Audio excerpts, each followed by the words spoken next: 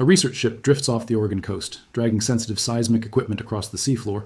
Nothing about this particular survey run was supposed to be special. Then, a simple navigational error sends the ship slightly off its planned course. What that accidental detour picked up on the seafloor below turned out to be a discovery serious enough for scientists to describe it, without exaggeration, as something that could shake the entire West Coast. I need you to understand that this isn't an isolated headline. Over the past year, a wave of new research has systematically taken apart pieces of what scientists thought they understood about the Cascadia subduction zone, the 700-mile fault running from Northern California up through Oregon and Washington into British Columbia, widely regarded as the single most dangerous fault system in North America. A study published this year found the fault's plate geometry is shallower than every previous hazard model assumed. Another found the fault isn't uniformly locked the way scientists long believed. A third uncovered evidence the fault may not just rupture on its own, but potentially trigger California's San Andreas Fault in the process. And a fourth found a genuine tear ripping through the subducting plate itself off the coast of Vancouver Island. Individually, each of these findings is a meaningful scientific update. Together, they represent what one detailed analysis this year bluntly called a substantial recalibration of one of the most consequential geological hazards on the West Coast. So today, we're going to walk through exactly what Cascadia is, what each of these new findings actually means, why scientists keep landing on the same conclusion. That the risk is more complex and in several specific ways larger than previously modeled, and what any of this means if you live anywhere near this fault. And let's get into it.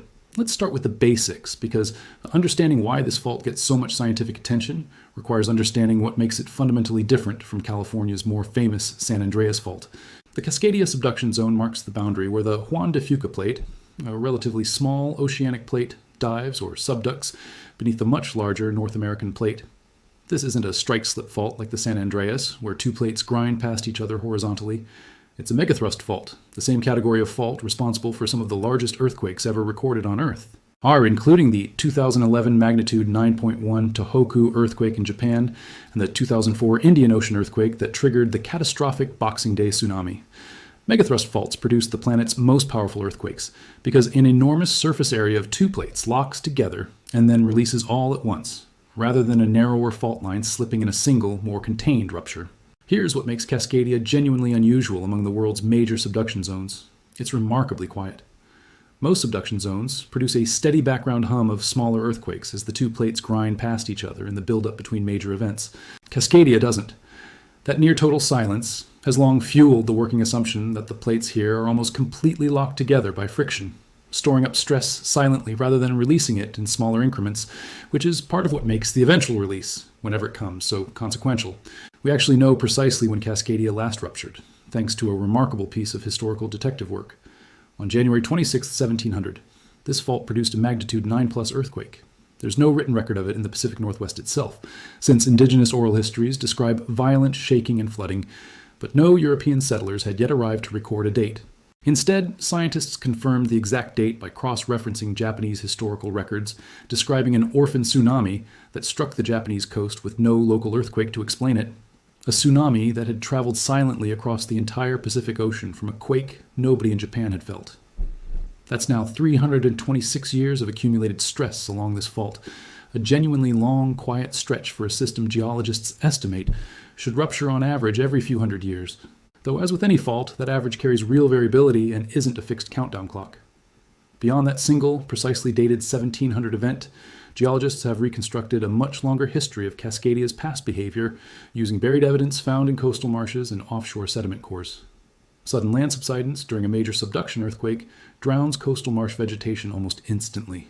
I'm burying it under a layer of sand deposited by the accompanying tsunami, creating a distinctive, datable layer in the soil that shows up again and again throughout the region's geologic record. Piecing together dozens of these buried layers across multiple sites, researchers have identified evidence of more than 40 such earthquakes over roughly the past 10,000 years, with full margin ruptures involving the entire fault length appearing considerably less frequent than smaller, partial ruptures confined to shorter segments. That combination of evidence, precise historical dating for the most recent event alongside a much longer paleoseismic record, is exactly what allows scientists to estimate Cascadia's average recurrence interval in the first place, even without any instrumental seismic data covering at a prior full rupture. Let's go through the specific new findings, starting with the one presented earlier this year at the Seismological Society of America's annual meeting. USGS seismologist Aaron Worth and colleagues set out to map the exact depth of the Juan de Fuca plate as it descends beneath the northern Oregon coastline. To do this, the team deployed 192 temporary seismic sensors in an array stretching from the coastal town of Tillamook inland to Portland, gathering data across the summers of 2021 and 2022, and combined that onshore data set with a complementary offshore seismic survey stretching from Vancouver Island down to Northern California. What they found? The plate interface near the coastline sits at approximately 20 kilometers deep, roughly 5 kilometers shallower than earlier hazard models had assumed. That might sound like a modest technical correction, but Worth was direct about what it actually means in practice. A shallower fault plane means the source of a future rupture sits physically closer to the ground surface above it, and that difference could increase estimated peak ground acceleration, essentially how violently the ground actually shakes, by roughly 9 to 17% along the coast of northern Oregon specifically. That's not a minor rounding error in a hazard model. That's the difference between buildings, bridges, was an infrastructure engineered to withstand one level of shaking, now facing a meaningfully higher one than the design assumptions accounted for. The second major finding comes from University of Washington. Researchers who conducted the first extended offshore monitoring of strain directly on the fault itself, rather than relying solely on onshore instruments, trying to infer offshore behavior indirectly. Working with 13 years of ground motion data gathered from ocean bottom sensor sites, the research team, including scientist Kitawela and oceanography professor William Wilcock, found that Cascadia doesn't behave uniformly along its length the way the fully locked assumption implied. The northern portion of the fault does appear locked and quiet, consistent with the traditional picture, but the central region behaves differently, and the reason comes down to fluid. Deep underground fluid, under enormous pressure, plays a significant role in how a fault of this type behaves. In the northern segment, that pressurized fluid appears to be trapped, allowing stress to build up steadily and potentially release all at once across a large area in a single major rupture. In the central segment, researchers identified actual pathways, essentially channels within the fault structure itself, that let this pressurized fluid gradually leak out rather than staying trapped. As Kitawela explained it, when fluid isn't trapped in this way, it may reduce the likelihood of the kind of huge margin-scale rupture that would otherwise be expected, and released fluid could potentially even help stop a rupture from propagating once it starts, though researchers are careful to note they're not yet fully certain of that mechanism. Here's why this matters practically. It means Cascadia may not behave as one single uniform hazard along its entire 700-mile length. Different segments may store and release stress in genuinely different ways, which has direct implications for how emergency planners and engineers model exactly which regions face the highest risk of the most violent shaking, and how far any single rupture might realistically extend along the fault. This research effort is far from finished. An expansion of the underwater cabled observatory network responsible for gathering this data, called COSO, was funded this year specifically to add more instrumented sites, with researchers instrumenting 4 additional locations this summer alone to build out a fuller, more current picture of the fault's real-time behavior. It's worth appreciating just how difficult this kind of offshore research genuinely is, because it explains why this discovery took over a decade of data collection to surface. The subduction zone itself sits miles offshore, deep underwater, in an environment that's inherently far harder and more expensive to instrument than a comparable fault running through populated land, the way the San Andreas does through California. Most historical data collection on Cascadia has relied on onshore sensors trying to infer offshore fault behavior indirectly, an approach that works reasonably well for broad, general patterns, but can miss exactly the kind of localized, segment-specific variability. This new offshore monitoring effort was specifically designed to catch. Wilcock and his colleagues have described this finding as just the beginning of a much longer research program, one that should only get more precise as the newly expanded network of cabled seafloor instruments comes fully online. The third finding sounds, on the surface, like it could be reassuring. It isn't, and understanding why is genuinely important. Recent seismic imaging off the coast of Vancouver Island revealed something scientists hadn't clearly documented before: an actual tear ripping through the subducting oceanic plate itself, with a massive section of the slab having dropped by more than 3 miles relative to the surrounding structure. Researchers studying this specific segment described it as the first clear evidence of a subduction zone caught in the act of dying, meaning that particular portion of the plate boundary may genuinely be slowing its subduction process. That finding briefly generated some understandably hopeful public reaction. The idea that a major plate boundary might be winding down, potentially lowering earthquake risk for millions of people living across the Pacific Northwest. But researchers have been explicit that this optimism gets ahead of the actual evidence. The fault has not completely torn through the plate yet. And critically, this tearing process appears localized specifically to the area off Vancouver Island, not uniformly across Cascadia's full 700-mile length. A slowing or weakening process in one segment of an enormous fault system doesn't tell you much by itself about how the central or southern segments running through Oregon, Washington, and Northern California will behave. Scientists studying this tier have been careful to frame their overall conclusion this way. Cascadia isn't shutting down, but it is more complicated than previously understood, which is a genuinely different statement than the risk is decreasing. The fourth, and in some ways most consequential new finding, involves a completely different fault system entirely: California's San Andreas. New research this year has uncovered evidence that a major Cascadia earthquake might not stay contained to the Pacific Northwest at all. Scientists identified paired sediment layers, essentially matching physical evidence left behind on the seafloor by ancient earthquakes, that suggest past Cascadia megaquakes may have directly triggered ruptures on California's San Andreas Fault as part of the same broader sequence of events, rather than the two fault systems behaving as fully independent hazards. This connection was actually discovered somewhat by accident, stemming from that navigational error during a research cruise off Oregon that I mentioned at the top of this video, which led researchers to sediment deposits they hadn't specifically been looking for. The methodology behind this kind of finding relies on something called turbidite layers, distinctive deposits of sediment that get triggered and laid down on the seafloor specifically by strong earthquake shaking, essentially an underwater landslide record that geologists can core, date, and match against known earthquake timelines. Finding matching correspondingly timed turbidite evidence tied to both fault systems suggests these two of the West Coast's most dangerous fault systems may be more mechanically linked than earthquake hazard planning has traditionally assumed, raising the specific sobering possibility of what researchers have described as a double West Coast earthquake threat. A major Cascadia rupture setting the stage for a subsequent, or even near simultaneous, San Andreas event. I want to be careful here, because this is genuinely new, actively developing research, not an established, settled conclusion.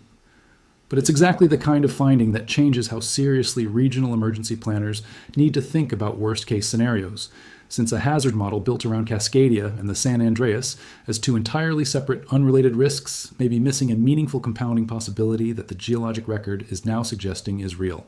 Put these four findings together, and you can see why researchers this year have described this collectively as a substantial recalibration, not just a handful of unrelated academic updates. The plate sits shallower than models assumed, meaning harder shaking than previously calculated for coastal Oregon specifically. The central segment behaves differently from the northern segment, meaning the fault's rupture behavior is genuinely more complex and segmented than the uniform, fully locked picture implied. A tier exists in one specific portion of the plate off Vancouver Island, adding real uncertainty to how that segment specifically will behave, without reducing risk elsewhere along the fault's length. And new sediment evidence suggests Cascadia and the San Andreas may be mechanically linked in ways that could compound a worst-case scenario beyond what either fault produces independently. It's worth being precise about what none of this research claims. None of these findings predict an imminent rupture. No scientific tool currently exists that can forecast earthquakes with the kind of specificity needed to issue a meaningful short-term warning for Cascadia or any other fault on Earth. What this research actually does is refine the picture of what a rupture will look like whenever it eventually occurs. And by that more refined, updated picture, several of the assumptions built into existing regional hazard models were systematically underestimating aspects of the risk, not overestimating it. It's worth grounding all of this technical detail in the plain, practical stakes, because a Cascadia rupture is genuinely one of the most consequential natural disaster scenarios facing North America. A full margin rupture along this fault is capable of producing a magnitude 9 or greater earthquake, among the most powerful category of earthquake the planet produces. Regional planning documents describe intense ground shaking lasting several minutes, far longer than most people have ever experienced from any earthquake, followed by landslides across the region's steep coastal terrain, and a tsunami that could begin arriving at some coastal communities in as little as 15 to 20 minutes after the shaking starts, leaving residents in the most exposed coastal areas with genuinely limited time to reach higher ground. Given how shallow the newly revised plate depth turns out to be, and given the specific 9 to 17% increase in estimated peak ground shaking for the northern Oregon coast, this updated research directly affects the kind of infrastructure planning, building code review, and coastal evacuation timing regional emergency management agencies rely on. That's not an abstract academic concern. It's a genuinely practical reason. Regional agencies and structural engineers are already working through what this recalibrated picture means for existing bridges, hospitals, and school buildings across the affected coastline. Regional planning scenarios developed by state emergency management agencies and FEMA have long estimated that a full margin Cascadia rupture could produce casualties numbering in the thousands, widespread structural collapse across the coastal and near coastal region, and infrastructure damage severe enough that some rural coastal communities could remain functionally cut off from outside road access for days or even weeks.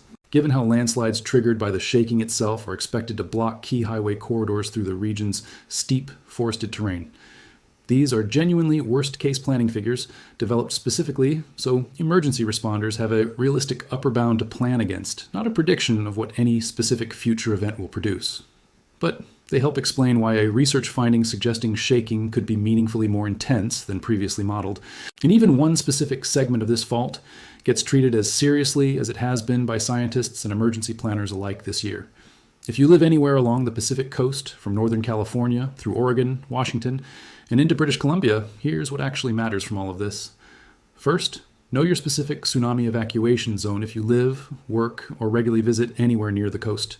Given how short that 15 to 20 minute arrival window can be in the most exposed areas, knowing your evacuation route well enough to move on instinct, without needing to check a map in the moment, is genuinely one of the most consequential things you can do.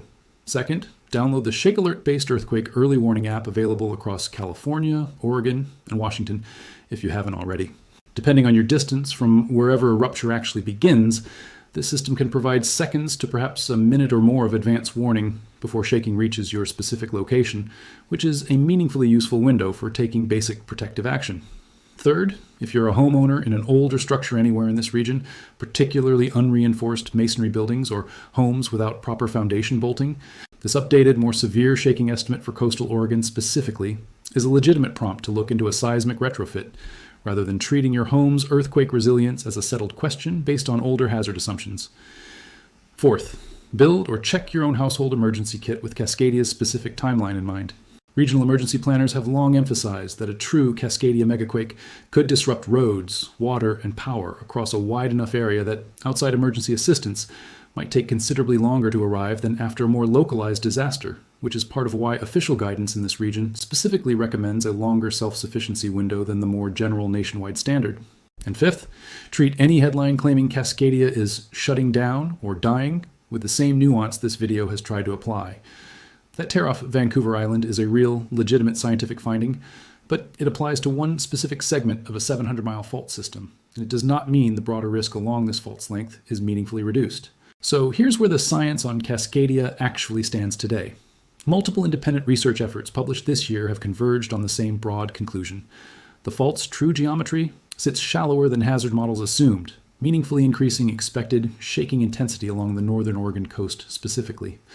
The fault doesn't behave uniformly along its length, with genuinely different fluid dynamics and locking behavior between its northern and central segments. A real tear exists in the subducting plate off Vancouver Island, adding complexity without reducing risk elsewhere, and new sediment evidence suggests this fault may be capable of triggering a subsequent rupture on California's San Andreas Fault, raising a compounding worst-case scenario regional planners are only beginning to seriously grapple with. None of this means a Cascadia earthquake is imminent, and no research published this year claims otherwise. What it does mean is that the hazard picture regional communities have been planning around for years, just got a substantial evidence-based update, almost entirely in the direction of more risk and more complexity, not less. I'll be tracking this research as it continues to develop, particularly as the expanded COSO Observatory Network comes online this summer and starts generating fresh, real-time data on exactly how this fault is behaving right now. If breakdowns like this help you understand the real science behind a hazard this consequential, subscribe, because I'll have the update the moment this picture shifts again. I'll see you in the next one.